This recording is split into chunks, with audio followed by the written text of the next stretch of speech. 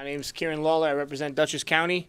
We're here to discuss our proposal to restore the $90 million that was cut from the Office of People with Developmental Disabilities in the most recent budget. We're going to restore it by reducing the film production tax credit.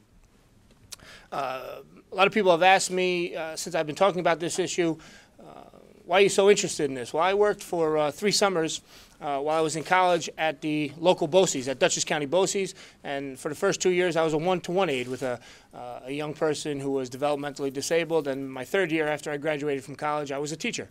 And I taught a class of 8 developmentally disabled children, and we had 8 one-to-one aides, which gives you a degree of their the disability.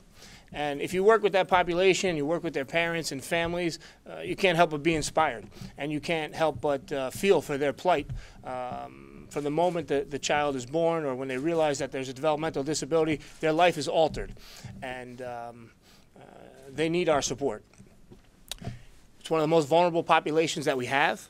In some cases, it's life or death. If we go back, a few decades in time, when these kinds of facilities were underfunded, there were deaths, there were negligent deaths, there was neglect, there was abuse, and those were the bad old days. And I feel like this cut of $90 million could be a step in the direction to those bad old days where we don't care about this very vulnerable population.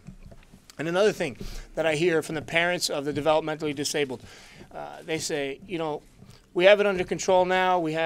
We're here to advocate for our child, but we're going to pass on most likely before our child. And we're terrified about what's going to happen when we're gone and we can't advocate for our child anymore.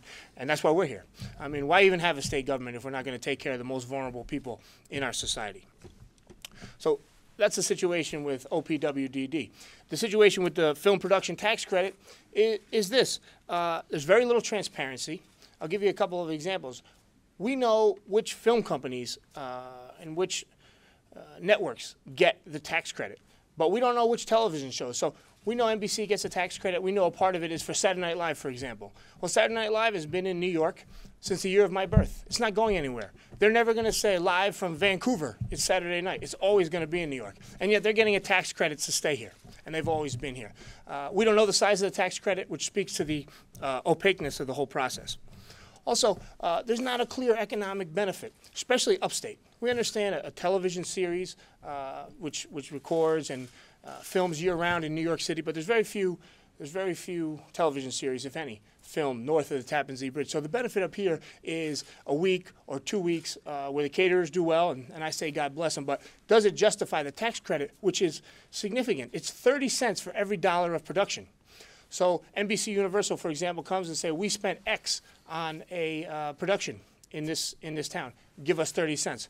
Sometimes the tax liability of the film producer is less than the tax credit, and then we cut them a check. We're actually paying them. It's not just a tax deduction. It's not just a reduction in their taxes. We actually cut them a check. So that's part of the problem. So on the one hand, you have the most vulnerable in our society. On the other hand, you have literally the most elite in our society. And in this budget from earlier this month or late last month, we decided as a state to side with the elites over the most vulnerable. This bill is designed to fix that. Another interesting example that the governor has touted is the America's Got Talent is moving from New Jersey to New York. I think that's fine either way. They say $100 million of economic activity is going to come to New York because of that. But of that $100 million, about $20 million is Howard Stern's salary. So we're subsidizing 30 cents out of Howard Stern, every dollar Howard Stern gets, which is $6 million. We're subsidizing Howard Stern's salary to the tune of $6 million.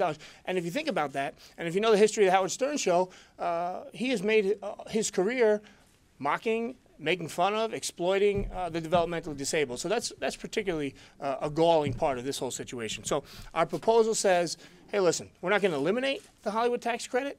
We're going to reduce it to the point where we have the $90 million to restore funds to the people with developmental disabilities. And as I wrap up, and before we go to questions, I want to say that this is kind of a microcosm of what's wrong with Albany. misplaced priorities, the elites being taken care of to the detriment of the vulnerable.